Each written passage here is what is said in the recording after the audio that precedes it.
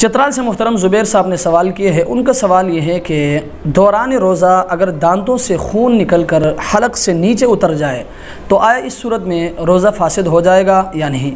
تو یاد رکھیں مسئلہ یہ ہے کہ دانتوں سے نکلے ہوئے خون کے حلق سے نیچے اترنے کی 4 صورتیں ہیں۔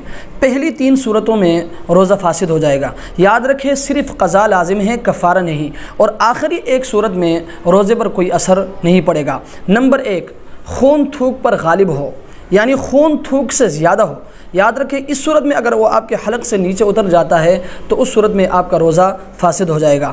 نمبر 2، خون تھوک کے برابر ہو، اس صورت میں بھی اگر وہ آپ کے حلق سے نیچے اتر جاتا ہے تو یاد رکھیں اس صورت میں آپ کا روزہ فاسد ہو جائے گا۔ نمبر 3، اس کا مزہ حلق میں محسوس ہو، یعنی اس خون کے آپ کے حلق سے اترتے ہوئے آپ کو پتہ چل جائے کہ خون نیچے اتر رہا ہے تو یاد رکھیں اس صورت میں بھی آپ کا روزہ فاسد ہو جائے گا۔ چوتھی صورت یہ ہے کہ ان تینوں میں سے کوئی ایک بھی نہ ہو، یعنی خون تھوک پر غالب بھی نہ ہو، خون تھوک کے برابر بھی نہ ہو، اور اس کا مزہ بھی حلق میں محسوس نہ ہو تو یاد رکھیں اس صورت میں روزے پر کوئی اثر نہیں پڑے گا۔ اللہ تبارک و تعالی ہمیں اس مسئلے کو سمجھنے کی توفیق عطا فرمائے۔